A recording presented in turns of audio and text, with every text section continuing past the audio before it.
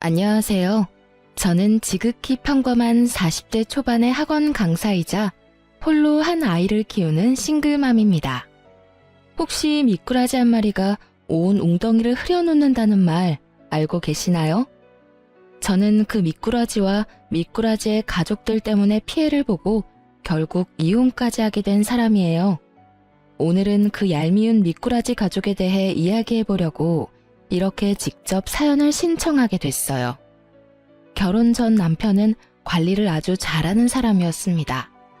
어떤 관리냐면 본인과 본인의 집안에 대해 포장을 아주 잘하는 사람이었죠.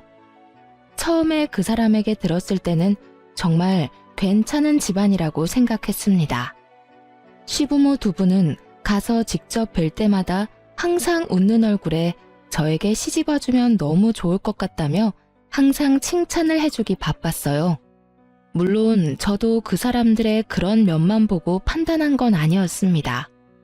남편은 끊임없이 제게 잘해주었고 당연히 결혼해도 그럴 수 있을 거라고 착각했던 것뿐이죠. 물론 저도 결혼하고 나서도 남편이 저한테 그렇게 헌신적일 거라고 100% 믿지는 않았습니다. 그렇잖아요. 결혼하고 바뀌는 사람이 얼마나 많은데.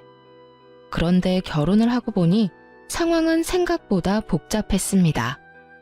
남편과 시모는 욕심이 많은 편이었습니다. 결혼 전에는 정말 전혀 몰랐던 부분이었습니다. 제가 가지고 있는 것들도 툭하면 욕심내며 지나가는 말로 우리한테 주면 안 되겠냐는 식으로 말하곤 했습니다.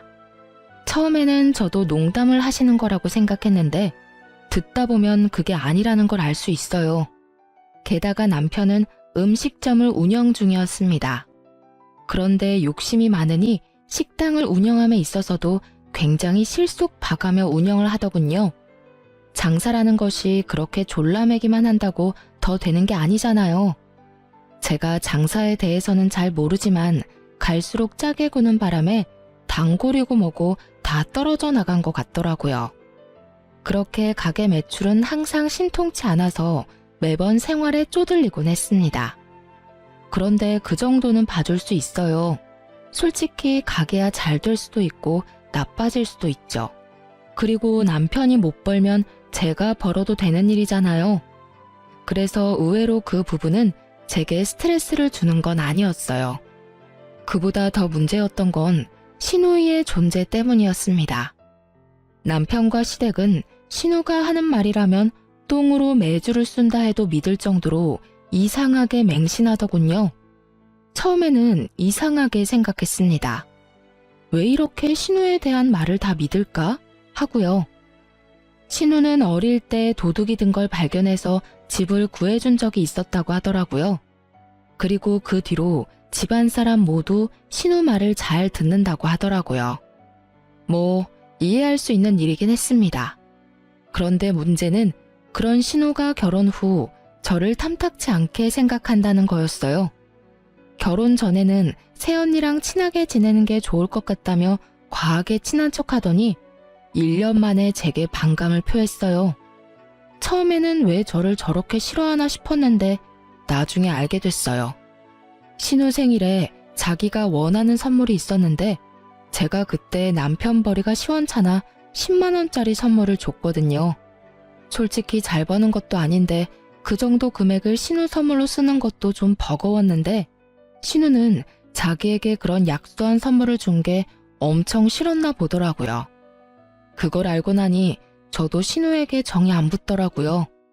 게다가 신우가 저에게 가장 많이 했던 말이 있는데 그게 정말 짜증났거든요. 올케 언니는 정말 시집 잘 온 거예요. 솔직히 좋은 대학 나온 것도 아니고 그렇다고 얼굴이 예쁘거나 몸매가 좋은 것도 아니고 눈치도 없는 데다 친정이 빵빵한 것도 아니고 어느 집에서 언니를 받아주겠어요. 안 그래요? 모두가 있는 곳에서 이딴 말을 하는 신우와 그걸 듣고도 별말 없는 남편과 시모를 보며 저는 매번 속으로 욕만 했어요. 신우는 저보다 더 안 좋은 대학을 나왔는데도 그리 이야기하는 걸 보니 그냥 어이가 없었어요. 게다가 시댁 식구들도 마찬가지였어요. 어떻게 가족으로 들어온 아내이자 며느리에게 막말을 하는데도 말릴 생각을 하지도 않는지. 그래도 1년에 2번 보는 거니 참을 수 있었어요. 우리는 시댁에 자주 가는 편이 아니었거든요. 천만다행이라고 생각했죠. 안 보면 속 편하니까요.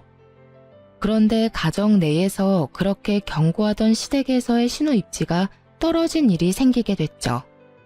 신우는 대학 졸업 후 눈만 높아졌는지 대기업 취업을 한다며 시댁에 눌러 앉았어요. 그리고 장장 3년 만에 새로운 일자리를 찾았다며 서울에 가겠다고 하더군요. 그리고는 그게 무슨 큰일이라고 가족들을 모두 시댁에 불러 모았습니다. 그리고 하는 말이라고는 참 어이없는 말이었죠. 나 서울 갈 거야. 좋은 직장이 있어서 아는 사람이 그쪽으로 오라고 하네. 그런데 전세금이 좀 필요한데 엄마가 좀 빌려줘. 금방 벌 수 있으니까 다시 내려올 때 그때 돌려줄게. 신우의 그 말에 시모가 슬쩍 신우를 보더니 곤란한 표정으로 그러더군요. 얘, 집에도 지금 돈 한 푼 없어. 거짓말하지 마. 돈이 왜 없어? 나 취직도 못하고 여기서 썩으라고? 아니 무슨 전세금 할 만한 돈도 없어? 너희 오빠 결혼하면서 돈도 많이 썼고 이번에는 오빠 차까지 사야 해서 진짜로 돈이 없네. 시모는 자연스레 남편의 책임을 떠넘겼어요. 그걸 지금 말이라고 해? 오빠는 돈 없어? 엄마가 못 해주면 여태껏 받아가기만 했던 오빠가 줘야지. 세 사람의 이야기에 저는 부엌에서 설거지나 하면서 남의 이야기 듣듯 하고 있었어요. 진짜 남의 이야기였으니까요. 남편과 저는 통장도 합치지 않고 살고 있었거든요. 각자 집의 일은 각자가 알아서 하기로 해서 별 생각 없이 설거지를 끝내고 거실로 돌아왔어요. 그랬는데 남편이 제게 이렇게 묻더군요. 당신 돈 좀 있지 않아? 얼마 전에 장인어른한테 돈 받기로 한 거 있잖아. 남편이 뜬금없이 꺼낸 건 친정아버지가 제게 주기로 한 학원 개원 준비 자금이었어요. 결혼 후 애가 생기면서 일을 그만뒀고 경력 단절을 경험하던 저를 보다 못한 아버지가 학원을 개원할 수 있는 돈을 지원해주기로 한 거였거든요. 그리고 중요한 건 아직 받지도 않은 돈이었던 거예요. 저는 기분이 퍽 나빠졌어요. 그 돈이 무슨 돈인지도 알고 있었으면서 달라고 하다니. 저는 남편에게 단호하게 말했어요. 그 돈은 안 돼. 아버지가 아직 주신 것도 아니고 그걸 아가씨 전세금이라니. 당신은 그 돈이 어떤 돈인지 알고 있으면서 어떻게 그걸 달라고 해? 잘 알지. 그치만 우리만 잘 살자고 하는 것도 그렇잖아. 어려울 땐 가족끼리 돕고 사는 거고.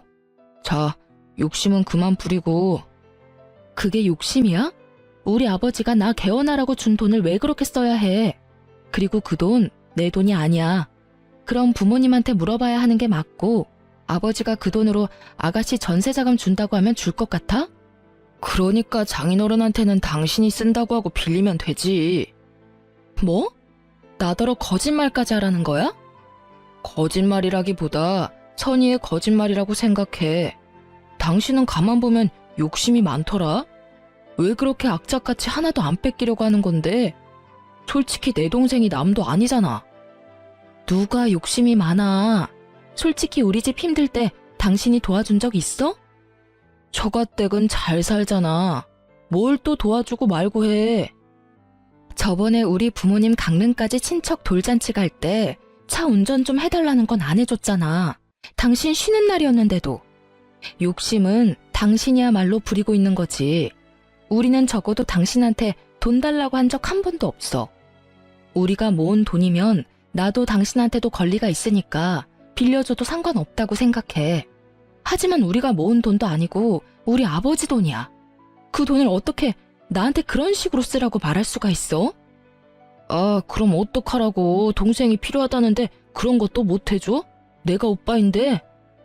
오빠면 오빠답게 도와주면 되지. 어차피 이번에 새로 차 사기로 하고 어머님한테 돈 받은 거 있지? 그거랑 당신이 차 사려고 모아놓은 돈 아가씨한테 줘. 그럼 되겠네. 아니, 그 돈은 내 사업 미천이고 일할 때 필요한 차라서 사는 건데. 그럼 우리 아버지가 주신 학원 개업 준비 자금은 내가 놀려고 받는 거니? 나도 그건 내 밥줄이야. 솔직히 당신은 차 없어도 일할 수 있잖아. 그러면 당연히 동생을 위해서 당신이 양보해야 되는 거 아니야? 내가 아니라. 아, 정말 당신 진짜. 진짜 뭐, 내가 틀린 말 했어? 너한테 돈 있으니까 그 돈으로 아가씨 도우라는 게 뭐 그리 큰 잘못이야? 알았어. 내가 주면 되잖아. 결국 그렇게 남편은 자신의 새 차를 포기하고 신우에게 전세금 할 돈을 빌려줬습니다. 매달 돈을 갚는다는 조건으로 말이죠. 그런데 서울에 가서 일을 하겠다는 신우가 몇 달 만에 집으로 돌아왔더군요. 저는 잠깐 놀러 온 건 줄 알았는데 일주일 넘게 있는 걸 보니까 놀러 온 건 아닌 것 같았습니다. 그래서 슬슬 남편에게 물었어요. 아가씨 요즘 시댁에 자주 있는 것 같은데 휴가래? 아니야, 그런 거. 남편 목소리는 너무 좋지 않았어요. 기분 나쁜 표정을 보니 뭔가 있다 싶었죠. 그래서 남편에게 더 물어봤습니다. 그럼 일하러 간 사람이 왜 여기로 와? 일 그만뒀대? 사직? 아, 어디 가서 말하는 것도 쪽팔리긴 한데 다단계였단다, 다단계. 같이 데리고 간 친구가 등 쳐먹고 날랐대. 그래? 안 됐다. 그래도 전세금 다시 받으면 그래도 당신 차는 살 수 있겠네. 그걸로 마음 풀어. 제가 한 말에 남편이 인상을 더 구겼어요. 아, 전세금에도 뭔가 문제가 있구나 하는 걸 바로 느꼈습니다. 그 기집애가 매달 갚겠다면서 빌려가 놓고는 딱 한 달 갚고는 그 뒤로는 안 갚더라고. 이번에 내려왔을 때 완전 빈털터리로 와서 물어봤더니 전세금도 모조리 빼서 다단계에 다 집어넣으셨답니다. 아, 내가 어이가 없어서. 그 돈이 어떤 돈인데. 내가 악착같이 모아서 새 차 사려고 그렇게 아등바등 모은 돈인데 그걸 싹 다 날렸대. 그 이야기를 듣는데 어찌나 웃기던지 저는 웃음을 참느라 허벅지를 꼬집어야 할 정도였습니다. 솔직히 전세금을 날린 건 너무 아까웠어요. 하지만 그 돈으로 차를 산다는 것도 저는 너무 아깝다고 생각을 했었거든요. 그렇지만 본인 돈이니 저는 어떻게 할 도리가 없었고 그 와중에 사고치는 동생한테 빌려줬다가 다 날린 걸 들으니 어이도 없었죠.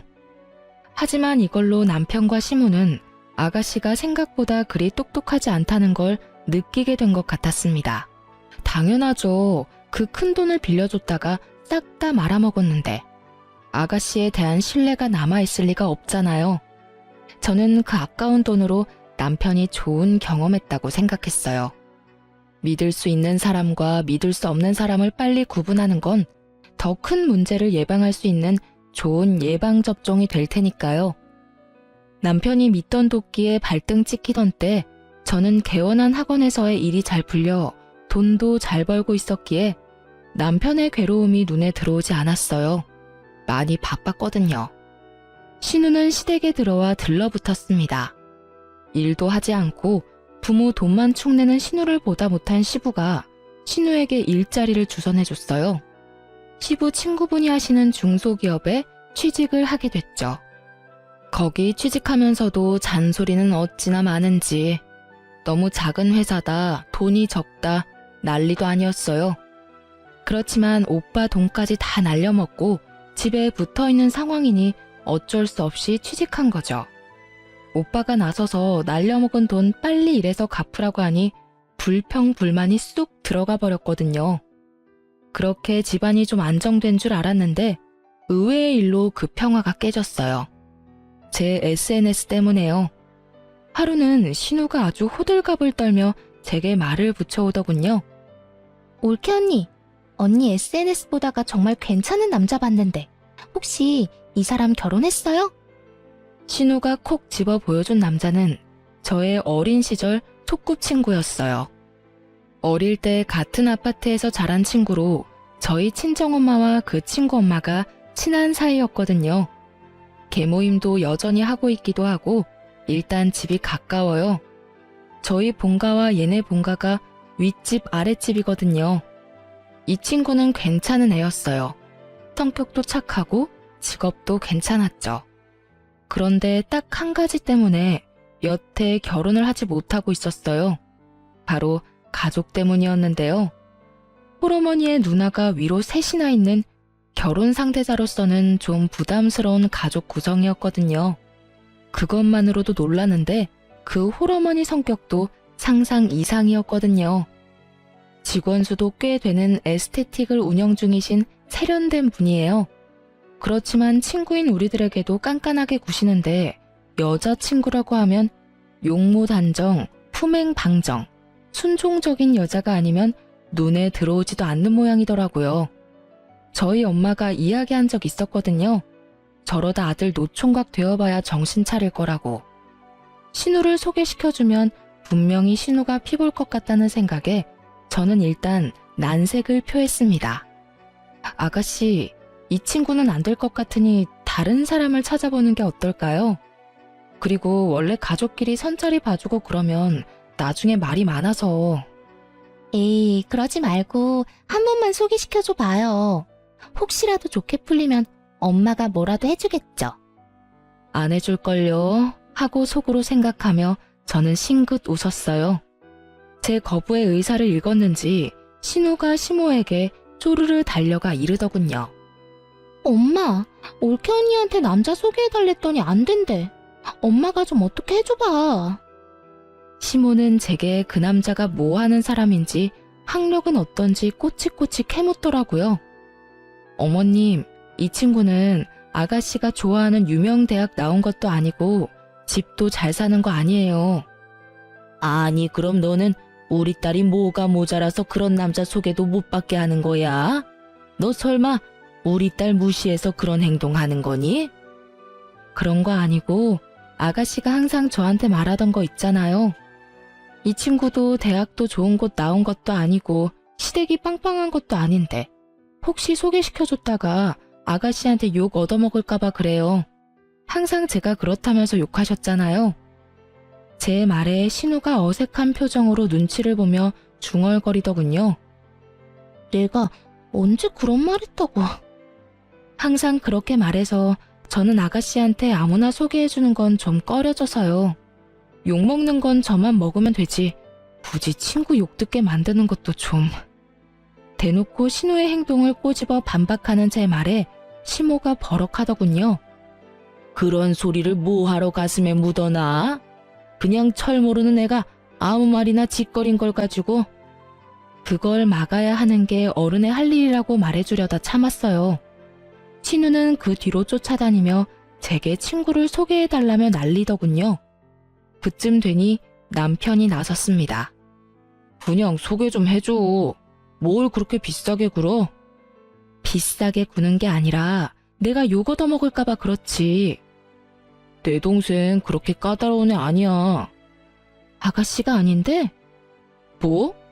내 동생이 어디가 별론데 퇴짜를 놔? 얼굴만 반반한 게. 대기업 다니잖아. 어쨌든 난 욕 얻어먹기 싫어. 그래서 안 해줄 거야? 끝까지 쫓아다닐 텐데. 그 이야기를 들으니 한숨이 나오더군요. 봐서 좋은 얼굴도 아니고 매번 얼굴 붉히는 신우와 마주치는 것도 참 힘든 일이긴 했죠. 그 생각만 하면 그냥 확 소개시켜줄까 하는 생각을 했어요. 혹시라도 잘 되면 신우가 저한테 앞으로는 그런 아나무인인 태도를 취하지 못할 테니까요. 그렇게 두 사람을 소개시켜주면서 잘 될까 싶었는데 이게 무슨 일인가요?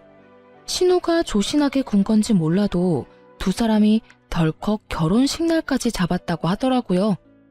그 덕분에 저는 친구에게 상품권을 선물 받았어요. 솔직히 말하면 이 돈도 받을 기분이 나는 건 아니었거든요. 신우가 어떻게 내 친구와 그 시댁을 구워 삶아서 결혼을 했는지 모르겠지만 저 성격이 들통나지 않을 리가 없다고 생각했거든요. 그래서 저는 친구에게 받은 상품권으로 친구 집에 들어갈 가전을 해줬어요. 어차피 신우 집이고 결혼하면서 당연히 뭐라도 해달라고 당당하게 요구할 테니 이걸로 퉁치면 될 거라고 생각했죠. 그런데 신우의 성격이 드러날 것을 걱정하던 제게 들려온 건 뜻밖의 소식이었어요. 아가씨가 허구한 날 친정에 돌아와 시모를 붙들고 눈물바람을 일으키고 있다는 말이었죠. 남편에게 그 이야기를 듣고 처음에는 어안이 벙벙했어요. 그 신우가 못 버티고 이렇게 매번 운다고? 그렇지만 섣불리 관심을 둘 생각은 없었어요. 관심 있는 척이라도 하다가 불똥 튀면 큰일이라고 생각했거든요. 그런데 하루는 시모가 저에게 시댁에 잠시 오라고 하더군요.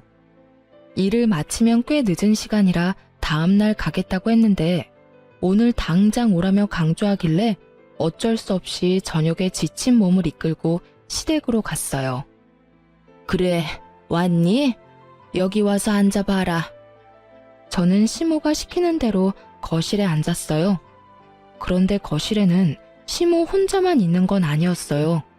신우가 눈이 퉁퉁 부은 채 거기 앉아 있더라고요. 너 이 신우이 눈 퉁퉁 부은 거 보이지? 네, 눈이 많이 부었네요. 울었어요? 올케 언니, 어떻게 그렇게 모르는 척 할 수가 있어요? 척이 아니라 진짜 몰라요. 저 지금 방금 여기 왔거든요. 내가 지금 시댁에서 어떤 취급 당하는지 올케 언니는 다 들어서 알고 있잖아요. 물론 아무것도 몰랐습니다. 그 친구랑 소꿉친구라고 해도 그렇게 세세한 것까지 이야기하는 친구는 아니었고 두 사람의 일과 관련된 건 절대로 제게 이야기하지 말라고 그 친구에게 신신당부를 해뒀거든요. 중간에서 끼이면 골치 아프니까요. 누구한테 뭘 듣는데요. 시댁에서 일이 있었으면 시댁 가서 풀어야지. 여기 와서 저를 부르면 일이 해결이 돼요? 엄마, 봤지? 올케 언니 진짜 냉정해. 자기가 나를 이렇게 만들어 놓고. 제가 아가씨 온 거랑 무슨 상관이 있는데요. 알아듣게 이야기를 좀 해봐요. 오늘 얘 시어머니가 얘한테 뭘 시켰는지 아니? 일 그만두고 남편 내조나 하라고 했단다. 이게 세상에 어느 나라 일이야? 여자는 왜 일도 못하게 해? 내조 하라면 할 수 있어. 그런데 일 그만두고 어머니 따라다니면서 하나부터 열까지 다 배우라잖아. 저번엔 제사 지내면서 내가 아무것도 모른다고 어머님이 얼마나 구박을 하는지. 아니, 어떻게 첫 술에 배가 불러. 나중에 하다 보면 다 늘게 되어 있는 건데. 그제야 언뜻 감이 왔어요. 완벽을 추구하는 신우의 시모와 그저 놀면서 식탁에 숟가락만 얹고 싶은 신우 사이에 알력 다툼이 생긴 것 같더라고요. 친구가 대기업을 다니면서 돈 버는 건 나쁘지 않으니 신우에게 일 그만두고 시모와 다니며 집안일이며 시댁 관한 일들을 가르쳐줄 생각이었던 것 같더라고요. 그런데요? 그런데요? 지금 그런데요라는 말이 나와요?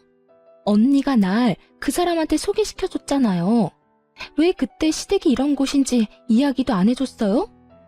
제가 그 집에 시집 가본 것도 아닌데 그 집에서 며느리를 어떻게 대하는지 제가 어떻게 알아요.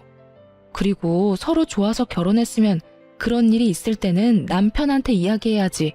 왜 저한테 와서 이야기하시는 거예요? 지금 말하는 의미를 모르겠네요. 올케 언니가 소개시켜줬으니까 언니가 책임져야죠. 어이없는 신우 말에 저는 눈만 껌뻑거리고 있었어요. 제가 뭘 들었나 싶었거든요.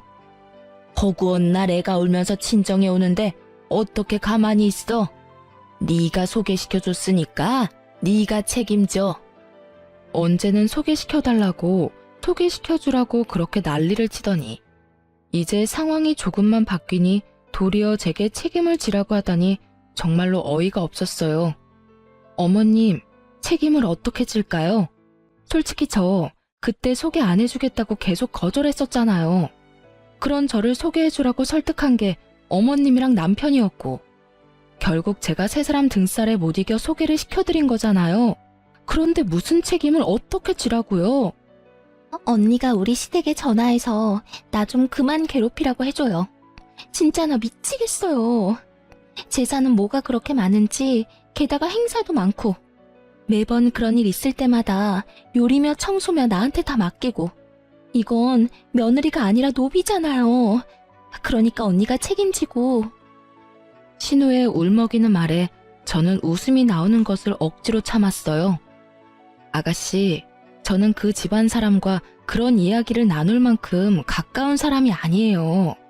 아시겠지만 엄마끼리 친한 것 뿐이고 저는 그 친구 어머님이랑 따로 대화를 나눠본 적도 거의 없어요. 그런 제가 뭐라고 아가씨 시어머니에게 이야기를 해요? 솔직히 그건 선을 넘는 거라고 생각해요. 그러니까 이 부분은 아가씨가 감당할 문제죠. 그래서 책임 못 진다는 이야기예요? 너무 하잖아요. 언니는 우리 집 시집 와서 이렇게 편하게 사는데 왜 나는 거기서 노비처럼 부려먹혀요? 책임져요. 책임지라고요. 마치 어린애가 떼쓰듯 소리 지르는 신우를 보며 저는 고개를 절레절레 저었어요. 아가씨, 결혼은 제가 했나요? 아가씨가 했지. 저 아가씨 결혼하라고 등 떠민 적 없어요. 본인이 한 행동에 책임은 본인이 지셔야죠. 하물며 결혼이라는 큰일에 제가 협박이라도 했으면 모를까 말리려던 사람한테 책임지라고 하는 건 아닌 것 같네요. 올케 언니. 빽 소리를 지르는 신우를 보며 저는 소파에 놔두었던 가방을 어깨에 걸었어요. 그리고 어머님, 아가씨가 시댁일로 마음 고생하는 거 싫으셨으면 사돈댁에 직접 말씀해 주세요. 저한테 말해봤자 바뀌는 거 없고 해줄 수 있는 것도 없고 그냥 서로 마음만 상하니까요. 제가 그렇게 이야기하자 시모가 얼굴 한가득 당황한 표정으로 저한테 소리를 지르더군요. 너 어디서 그런 말을 시어머니한테 해? 그럼 어머님이 저한테 그 일을 책임지라고 한 건 상식적으로 맞는 말이긴 해요. 결혼을 내가 하라고 등 떠민 것도 아닌데 바쁜 와중에 이리저리 휘둘리며 시댁까지 불려온 제 생각은 안 해보셨죠? 아니, 뭔 놈의 시댁이 매번 이딴 식이야?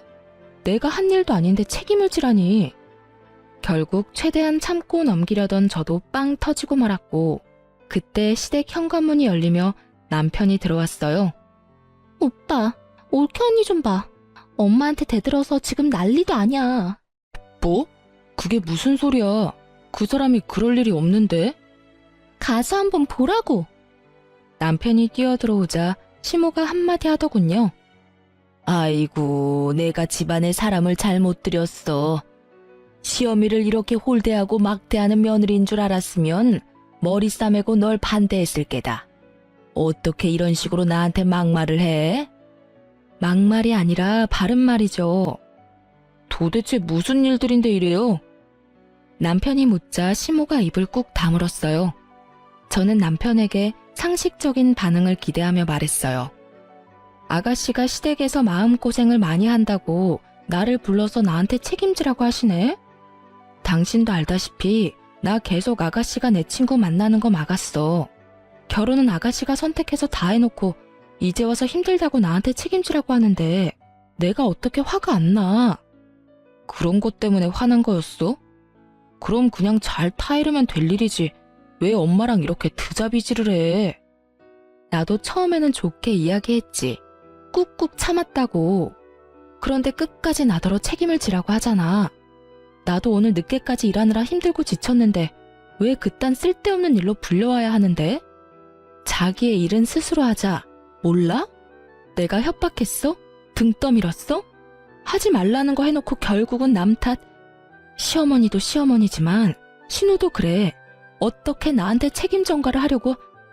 오빠, 이거 봐. 우리 집에 아주 이빨을 드러내잖아.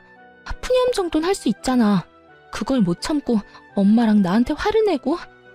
그게 푸념이에요? 힘든 사람 불러서 정신적으로 한계까지 몰아붙이는 게. 오빠, 이 상황은 모두 새언니가 잘못한 거야. 아니다. 엄마가 올케 언니한테 위자료 청구하면 되지. 거기에 나에 대한 정신적 위자료까지 청구하고. 여태까지 우리가 새언니한테 못한 게 뭐가 있어? 새언니가 우리한테 못한 것만 가득인데. 그거 가족끼리도 가능한 건가? 선을 훨씬 넘어버린 신우의 말과 거기에 동조하는 듯한 남편의 말에 저도 열이 심하게 받았어요. 당신 진짜 왜 이래? 뭐? 정신적 위자료? 그 돈 줄 바엔 차라리 당신이랑 이혼을 하고 말지. 근데 당신이 시댁까지 와서 이렇게 행패 부리고 있는 건 사실이잖아. 지금 꼴을 보라고. 당신이랑 어머님은 아가씨가 하는 말이라면 똥으로 매주를 쏜데도 믿을 사람들이잖아. 거기다가 지금 이 상황에서 누가 봐도 피해자는 나라고. 나는 아무것도 모르고 일하다가 어머님한테 불려서 여기까지 와서 이런 소리 듣고 있는 거라고. 근데 왜 내가 정신적 위자료를 줘야 하는데? 내가 받았으면 받았지. 정말 당신 나하고 이혼하고 싶어서 그래? 참다 못한 저는 강력한 한 방을 날렸습니다. 솔직히 말해서 이게 이혼까지 갈 상황은 아니라고 생각은 했어요. 하지만 저 사람들 하는 이야기 들어보니 제가 이 정도로 세게 나가지 않으면 해결될 게 아무것도 없을 것 같더라고요. 역시나 그런 생각이 먹혀든 건지 남편은 제게 미안하다며 변명을 하더군요. 여보, 이혼이라니. 나는 그런 생각으로 한 이야기 아니야. 그런 말 하는 게 얼마나 자기 딴에는 마음이 안 좋았겠어. 뭐야, 오빠? 지금 언니 편 드는 거야? 내가 있는데, 내가 지금 이렇게 힘든데 왜 언니 편을 드는 거야? 넌 좀 가만히 있어. 여보, 미안해. 앞으로는 그런 실언 안 할게. 헤어지다니. 우리 애도 아직 어리고. 남편이 저 자세로 나올 수밖에 없는 이유를 저는 잘 알고 있었습니다. 지금 현재 우리 집에서 돈을 더 많이 버는 사람은 저였거든요. 거의 모든 가게의 생활비를 담당하고 있다 보니 저에게 매달릴 수밖에 없었겠죠. 그렇지만 솔직히 용서가 되지를 않더라고요. 어떻게 신우 말 한마디에 저한테 정신적 위자료 운운할 수 있는지. 그래서 당분간 냉랭한 시간이 지속됐죠. 저는 제가 당연히 화를 내도 되는 상황이라고 생각했어요. 사과만 하면 다인가요? 제가 이미 상처를 다 받았고 시댁이 제게 상처를 준 장본인들인데. 그런데 며칠 뒤에 청천벽력 같은 말을 남편이 제게 하더군요. 할 이야기 있어. 잠깐 가게로 와. 나 이제 불려가고 그러는 거 싫으니까 당신이 집에 와서 얘기해. 일방적인 통보에 저도 일방적인 통보로 응수했습니다. 그날 저녁 남편이 집으로 걸어 들어오는데 표정이 그리 좋지 않더군요. 무슨 할 말인데? 빨리 해. 피곤해서 씻고 자고 싶으니까. 우리 이혼하자. 당신이 우리 엄마랑 동생한테 그동안 나쁘게 대한 것 솔직히 용서하고 싶지 않아. 당신이랑 나랑 잘 안 맞는 것도 안 맞는 거지만 우리 집이랑 당신이 너무 안 맞아. 다 필요 없으니까 우리 이혼해. 저는 정말로 당황했습니다. 왜 갑자기 이 남자 입에 이혼하자는 말이 나온 건지요? 제가 이혼하자고 말해도 모자랄 판인데. 이혼? 당신 진짜 나한테 이혼하자는 거야? 그래, 이혼. 당신이 하고 싶다고 했던 이혼. 재산 분할이며 위자료며 다 법대로 처리할 거야. 나중에 별말 나오지 않도록. 괜찮지? 위자료 같은 소리하고 앉아있네. 이보세요. 위자료는 잘못한 사람이 피해를 당한 사람한테 주는 거야. 지금 이 상황에서는 누가 보나 내가 피해를 당한 사람이라고. 지나가는 사람 100명 붙들고 100명한테 물어봐. 다 당신네 가족들한테 문제가 있다고 할걸? 그런데 뜬금없이 나한테 위자료? 그거야 소송해보면 될 일이고. 어쨌든 이혼하자. 당신이랑 더는 같이 살고 싶지가 않아. 정말 어이가 없었습니다. 이렇게 일방적이고 갑작스럽게 이혼을 통보할 수 있나요? 싸워서 홧김에 그렇다고 하기에는 남편이 서류까지 들고 왔더라고요. 열은 받았지만 그래도 이렇게 갑작스러운 일에 저도 감정적으로 대응할 수 없어서 남편에게 시간을 갖자고 말했어요. 일주일만이라도 저는 그 일주일 안에 남편의 마음이 왜 변했는지를 찾아보려고 했거든요. 그런데 의외의 장소에서 알게 됐어요. 이혼을 이야기하러 남편 가게에 들렀는데 남편이 잠시 직원만 놔두고 화장실을 갔더라고요. 그때 노트북 화면에 남편이 나누고 있던 메신저 대화 내용이 눈에 보이더라고요. 실시간으로 대화 내용이 갱신되는데 보다가 뒷목 잡을 뻔했어요. 신우랑 나눈 대화였는데 고 여우 같은 신우가 남편에게 열심히 바람을 불어넣고 있더군요. 내가 알아보니까 혼인 후에 마련한 재산은 재산 분할에 들어간대. 내가 저번에 말했잖아. 언니가 개원한 학원도 재산 분할 들어간다고. 그러면 못해도 오빠가 돈 더 많이 받지 않겠어? 게다가 언니가 우리 집에서 못되게 굴던 거 증거 찾아서 위자료 소송해도 되고. 어딜 보나 오빠한테는 이득이지. 갑자기 이혼하자는 건 결국 돈 때문이었어요. 그러면서 재산 분할 나오면 꼭 너한테도 떼어줄 테니 걱정 말라는 남편놈 대답까지 다 봤어요. 그걸 보고 나니 남편과 대화를 하려고 기다릴 필요가 없더군요. 나가려던 그때 남편놈이 들어오더군요. 순식간에 꼴 보기 싫어지더군요. 무슨 이야기 하러 왔어? 나 설득하려는 거면 이혼하자. 당신이 이렇게 이혼하자는데 내가 매달릴 필요가 없지. 솔직히 지금 이혼해봐야 손해보는 건 당신이고 그 이야기 하려고 온 거야. 그럼 이혼 서류 내놔. 내가 지금 당장 작성해서 줄 테니까. 정말? 제가 이혼을 해주겠다고 하니 남편놈이 갑자기 당황하더라고요. 왜? 내가 안 해줄 것 같았어? 해줄게 하면 되지. 뭐가 문제야? 나중에 딴 말하기 없기야. 그리고 진짜로 법대로 다 나누기로 하는 거 알지? 안다니까. 걱정하지 마. 저는 남편놈의 얄팍한 수에 코웃음을 치며 이혼을 하기로 했어요. 그리고 이혼은 소송으로 진행됐습니다. 저도 변호사를 찾아갔죠. 그리고 이혼 판결이 났는데 남편이 제게 위자료를 지급하고 재산 분할도 제가 원하는 것만큼 나왔더라고요. 그런데 판결 이후 남편놈에게서 전화가 왔어요. 받지 않으려니 제 학원까지 쳐들어왔더군요. 결국 밖으로 데려나가서 이야기를 했어요. 전 남편은 지나치게 흥분한 상태였어요. 당신 중간에 무슨 짓 했어? 재산 분할도 엉망진창이고 위자료는 내가 왜 당신한테 줘야 하는데? 왜? 뭐가 잘못됐어? 아, 내가 있는 학원이 재산 분할에 들어가지 않은 것 같아서 그래? 제 말에 전 남편이 허를 찔린 듯 아무 말을 못하더군요. 내가 그 속셈 모를 줄 알았어? 학원까지 날름하고 싶었나 본데 그거 내 명의로 설립된 학원 아니야. 실제로 아버지가 운영하는 학원이고 나는 거기에서 고용되어 일하는 직원이지. 이제 설명이 됐어? 뭐? 그거 학원 개원 자금이었다며. 그런데 왜 장인어른 이름으로 되어 있어? 당신이나 시어머니나 옛날부터 신우한테는 간이며 쓸개며 다 빼다 줄 것처럼 굴길래 아버지한테 아버지 이름으로 해달라고 내가 부탁했어. 내 이름으로 되어 있으면 언제 뺏길 줄 모르잖아?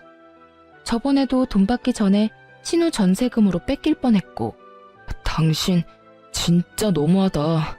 그래놓고 어떻게 나한테 그렇다는 말 한마디를 안 했어? 내가 왜 해야 하는데? 아버지 재산인데 아버지가 어떻게 하든 아버지 마음이지.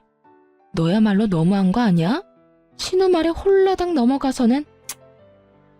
여보, 미안해. 이거 없던 일로 하면 안 될까? 나 당신한테서 위자료 받을 거라고 철석같이 믿고 대출로 외제차 샀단 말이야. 이거 못 갚으면 진짜 나 파산이라고.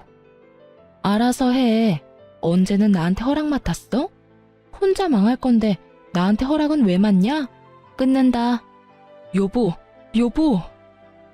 저를 애타게 부르는 남편 목소리에도 전화를 뚝 끊어버렸어요. 이혼해놓고 이제 와서 자기 생각과 다르다며 제게 매달려요?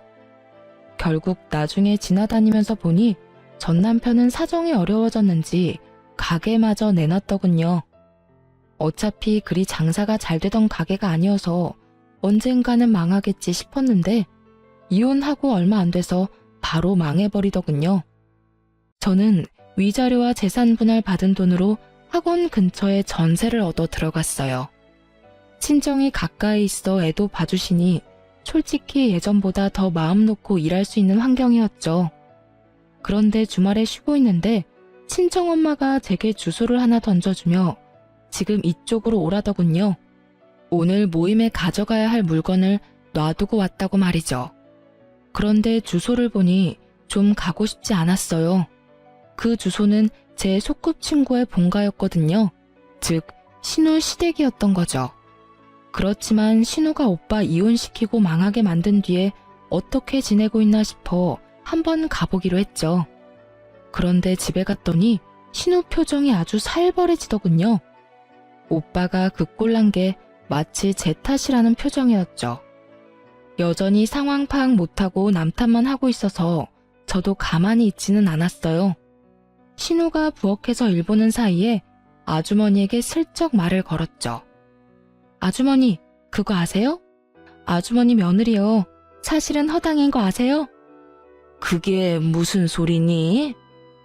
예전에 일하러 서울 간다면서 전세금 내놓으라고 집에서 난리 피운 적 있었거든요. 그때 전 남편이 차 살 돈으로 전세금 줬는데 그것까지 싹 다 말아먹고 결국 집에 내려왔었죠. 그때 정말 웃겼어요.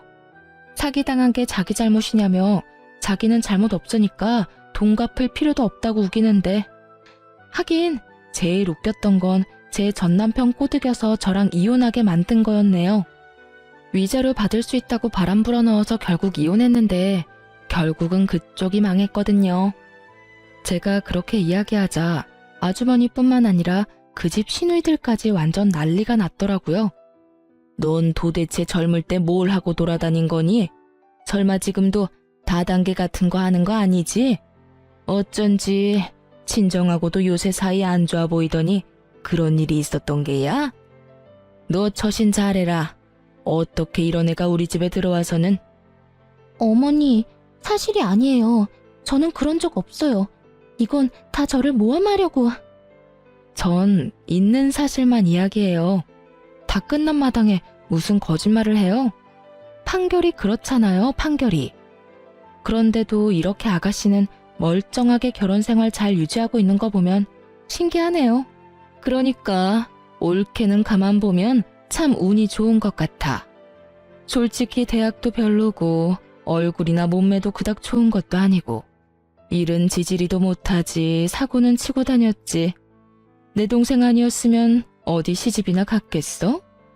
제가 들었던 그 대사를 말해주는 친구의 누나를 보며 저는 속으로 웃음을 겨우 삼킬 수 있었어요.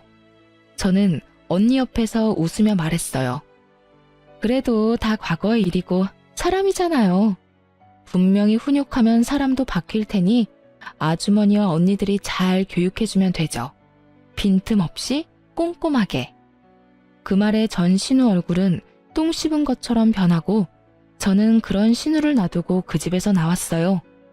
그날 저녁 전 신우에게서 전화가 왔지만 스팸으로 돌려두고 전화를 받지 않았어요. 그렇게 몇 달 지났을까요? 쉬는 날 친정에 들러서 애 맡겨두고 편하게 누워서 TV를 보는데 밖이 엄청 소란스럽더라고요. 그래서 이상하다 싶어서 현관문을 빼꼼 열어봤는데 아랫집에서 엄청 큰 고함 소리가 오가더군요. 바로 제 소꿉친구의 집에서 나오는 소리였어요. 오빠, 나가라고. 왜 여기까지 와서 행패야? 이거 안 놔? 내가 네 실체 여기다 다 까발려버릴 거야. 사돈어른, 제 말 잘 들으세요. 이 녀석 임신한 거 다 거짓말이에요. 시댁에 임신했다고 하면 자기한테 잘해줄 거라고 생각하고 거짓말한 거예요. 오빠 미쳤어? 저리 꺼지라고. 제발 부탁이야. 네 부탁 이제 들어줄 일 없으니까 너나 꺼져. 내가 지금 여기서 왜 이러고 있는데 네가 나한테 바람 넣어서 결국 와이프랑 이혼하고 가게까지 팔아먹고 배달일 하는 게 고작이야. 그런데 너는 책임질 생각은 전혀 없이 나한테 뭐? 오빠 인생이니까 오빠가 책임져? 내가 오늘 네 인생 끝장을 보게 해줄게. 사돈어른! 뭐? 그 말이 사실이냐? 어머님, 아니에요. 아닙니다. 설마 네가 그런 거짓말을 할 리가. 아니다. 지금 당장 산부인과 가보자. 어서. 안 돼요, 어머님. 저 지금 몸이 너무 안 좋아서. 당장 가자는데도 뭐 하는 거야? 그래, 거짓말이 맞구나. 네가 나한테 거짓말을 했어. 내가 손주를 얼마나 기다렸는데 네가 네 년이 이 집에 들어오고부터 우리 집에 망조가 들었어. 안 되겠다. 너 당장 나가. 내 집에서. 그리고 우리 아들 집에서도 당장 짐 싸서 나가. 당장 안 나가면 경찰 불러서 쫓아낼 거야. 어머님, 용서해주세요. 너무 힘들어서 그랬어요. 결국 두 사람 모두 아랫집 아주머니에 의해 쫓겨났더군요. 저는 거기까지 듣고 조용히 저희 집으로 올라왔어요. 서로가 서로에게 독이 되어버린 남매를 보며 저는 몰래 본가에서 고소하게 웃었어요. 제 인생 망치려고 할 때 자기 인생은 완벽할 줄 알았던 두 사람이 결국은 서로를 저격하는 바람에 본인들 인생까지 조져버렸네요. 다른 사람을 괴롭힐 때는 자기도 그렇게 당할 수 있다는 생각을 두 사람은 평생 안 해본 것 같아요. 원래 다 뿌린 대로 거두는 법인데 말이죠. 역시 다른 사람한테 패 끼치며 살면 안 된다는 걸 또 배웠네요. 여러분, 그럼 지금까지 제 사연 시간 내서 들어주셔서 감사합니다. 오늘도 좋은 하루 되세요.